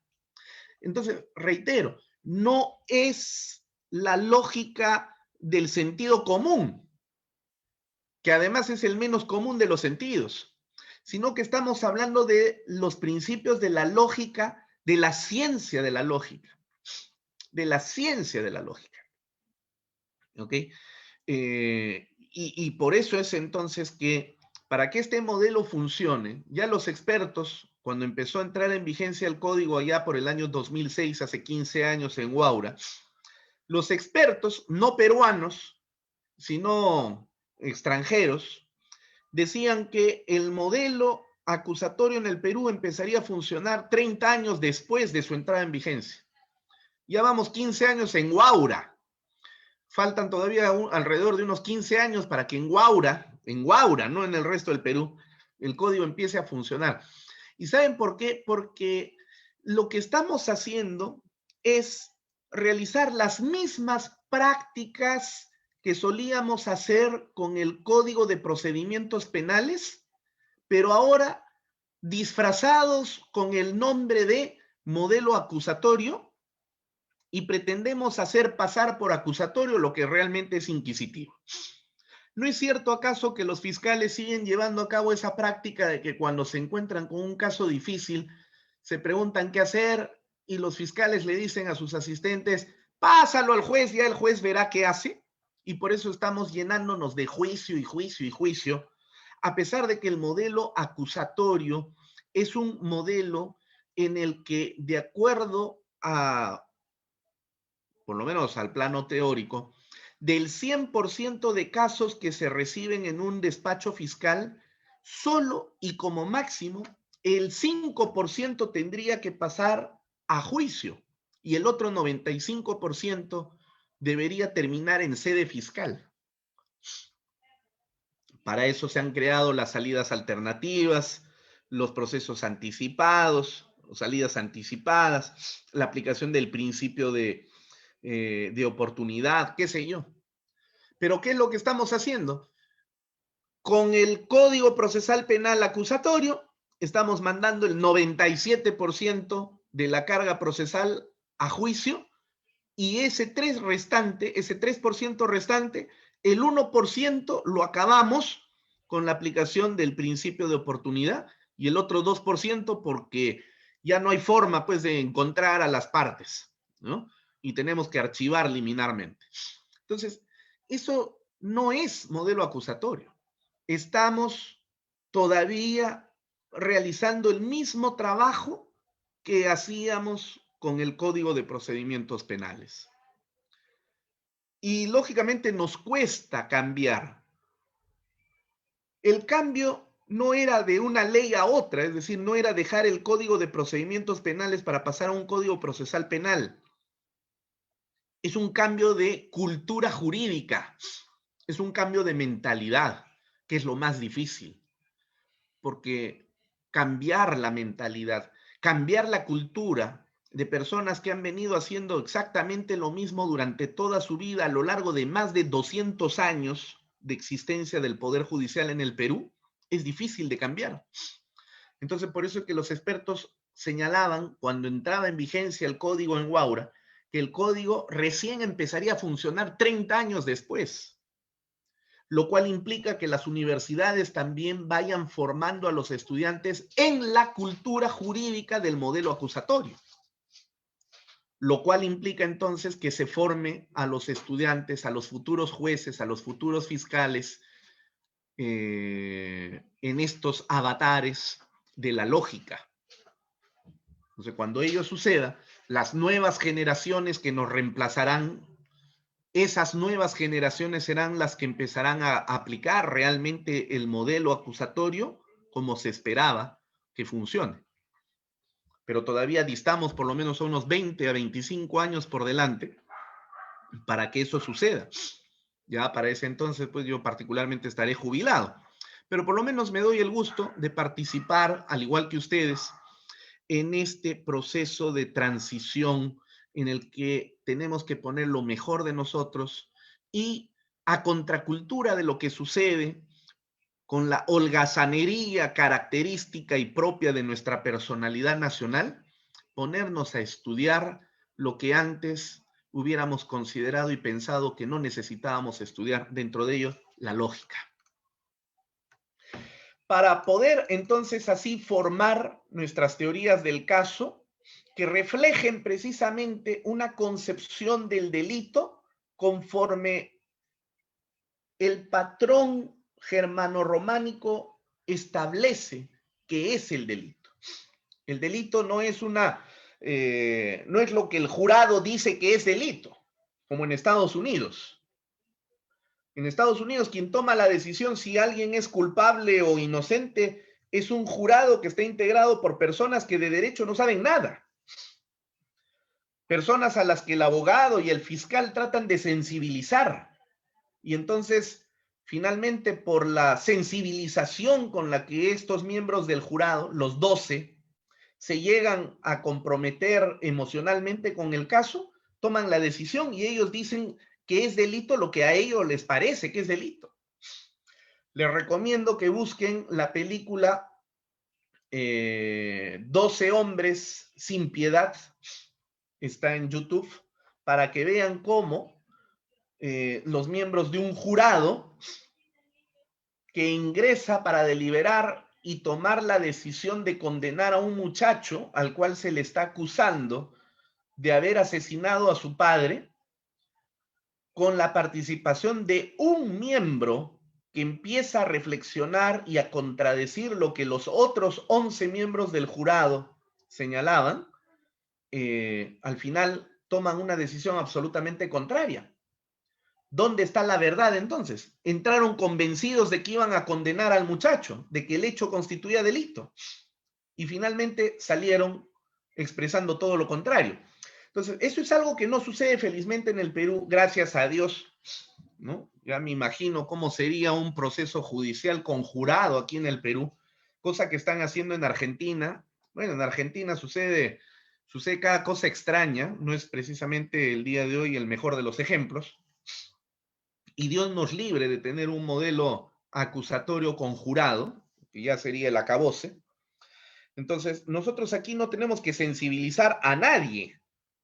Nosotros lo que tenemos que hacer, ya sea que fuésemos fiscales o abogados de la defensa, es demostrar que nuestra teoría del caso efectivamente concuerda probatoria y argumentativamente con la línea de la definición del delito. ¿Qué es el delito? El delito es una conducta humana típica, antijurídica y culpable. Que la tipicidad y la antijuricidad en relación dialéctica constituyen lo que en doctrina se denomina injusto penal. Y es precisamente en el proceso de imputación de una conducta, de una acción al sujeto, ¿no? ¿Qué cosa es imputar en derecho penal? Ya sabemos que toda acción, toda conducta genera un resultado. Entonces, cuando le atribuimos ese resultado a la acción, a la conducta del sujeto, a eso es a lo que llamamos imputar, ¿no? De manera tal, entonces, que con esa definición, imputar al injusto penal, es decir, atribuir un hecho, una conducta, a un injusto penal, o sea, a una conducta típica y antijurídica, implica recurrir al método heurístico, ¿no? Y ese método heurístico supone que cuando el investigador empieza a formularse las preguntas que van a propiciar respuestas anticipadas, que van a producir hipótesis, ¿no? El investigador se preguntará, ¿y este hecho puede ser imputable al tipo penal tal? ¿No? ¿Se puede imputar al injusto penal del artículo tal? O sea, a la tipicidad y antijuricidad del delito de, por ejemplo, homicidio o feminicidio o peculado o lo que fuere. En ese proceso de elaboración de la teoría del caso, la evaluación de la acción a través de la formación del juicio de imputación resulta central para elaborar nuestra teoría del caso. Y para eso, la teoría nos proporciona la literatura especializada en derecho penal nos proporciona diversas teorías para poder tratar de explicar el proceso de subsunción heurística de una conducta a un tipo penal. Hemos pasado del causalismo naturalista del siglo XIX al causalismo restringido, que todavía se sigue utilizando en Centroamérica, ¿no? Donde viven en el siglo XIX en materia de derecho penal. Y aquí en el Perú, como en Colombia, en Argentina, en Chile, en México, los países más avanzados, en todo caso, y Brasil, por supuesto, los países más avanzados de América en materia de derecho penal, utilizamos la teoría finalista de Hans Welzel hasta el día de hoy, que es la teoría dominante en el foro jurídico peruano, ¿no? Y de estos otros países, ¿no?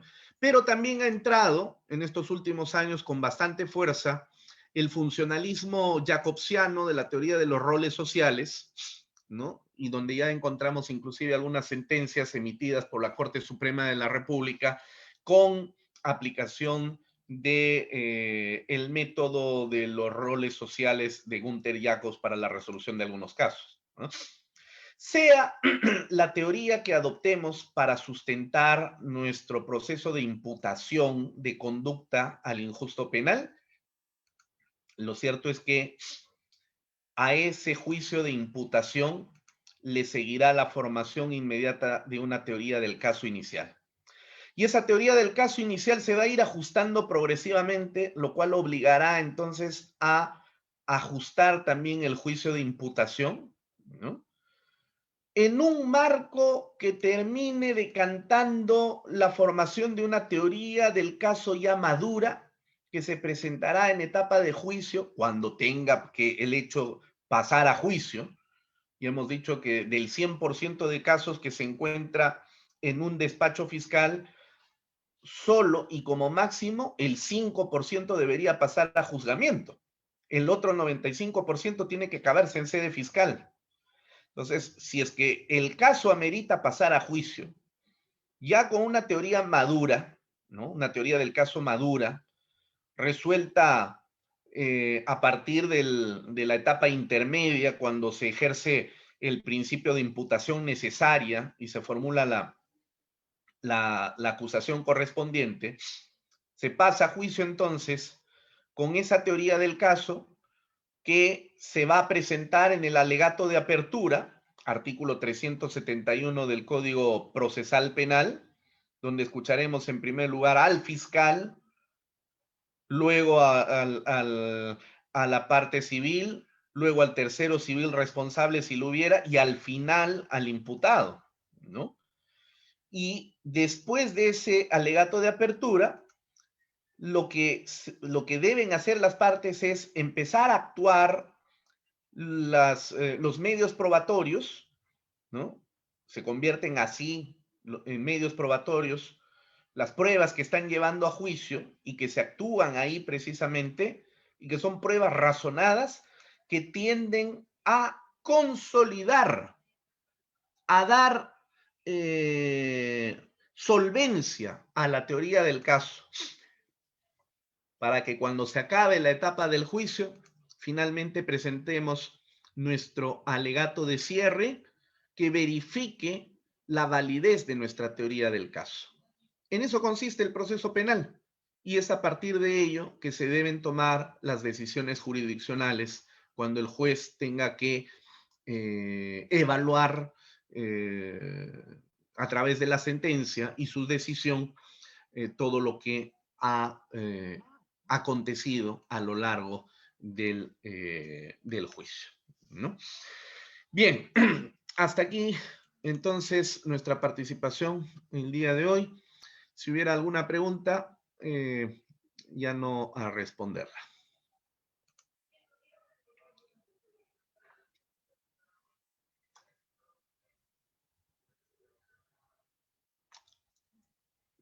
Bueno, parece que no hay ninguna pregunta.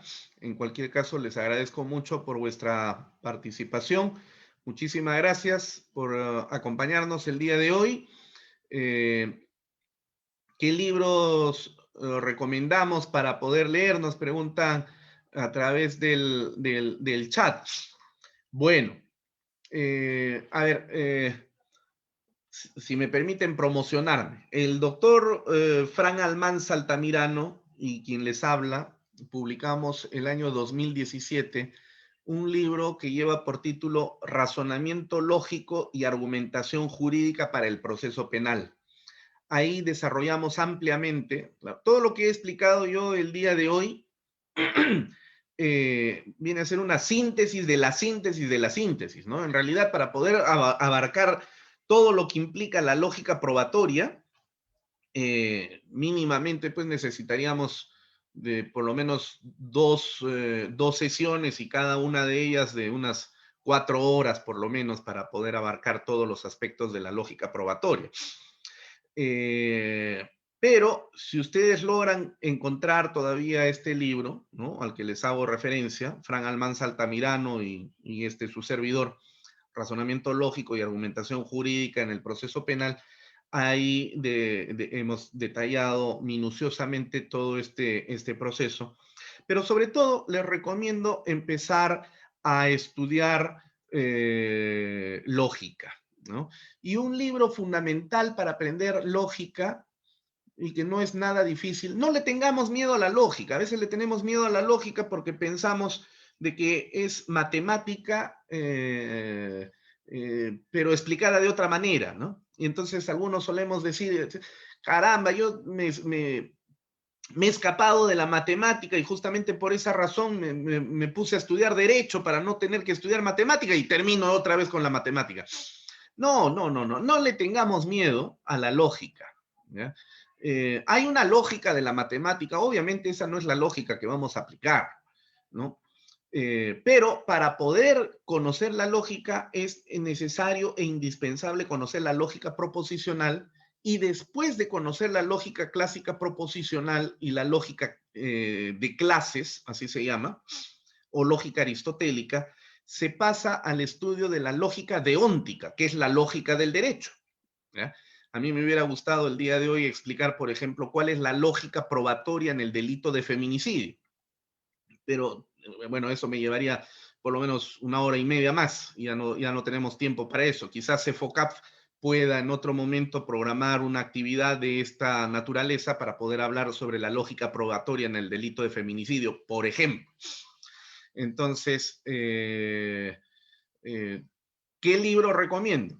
Recomiendo la lectura de Introducción a la Lógica de Irving Copy. Irving M, ¿no? Copy, así como suena, C-O-P-I, Copy. Ese libro lo pueden encontrar todavía al día de hoy no sé cuántas veces se ha reeditado, ¿no? Porque es un libro clásico. Y me parece que inclusive lo pueden encontrar en versión PDF subido a la web, a la internet. Ese libro es básico, ¿no? Entonces, el estudio de las falacias, el significado de la proposición, etcétera, etcétera, ¿no? Yo acabo de terminar de dar una conferencia sobre argumentación, razonamiento lógico y argumentación jurídica, que es parte de mi especialidad también, hace unos días atrás, y he subido la conferencia al YouTube. Así que si ustedes buscan en mi canal de YouTube, ¿no?, el día de ayer he subido precisamente esa conferencia, que tiene una duración de poco más de 2 horas y donde hago una explicación sobre el razonamiento lógico y la argumentación jurídica. Bueno, hay muchos libros que podría recomendar, pero creo que fundamentalmente este de Copy para comenzar, ¿no? De Irving Copy.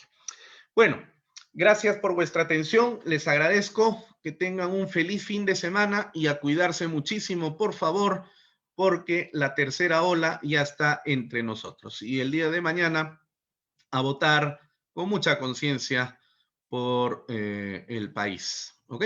Un gran abrazo, buenas noches.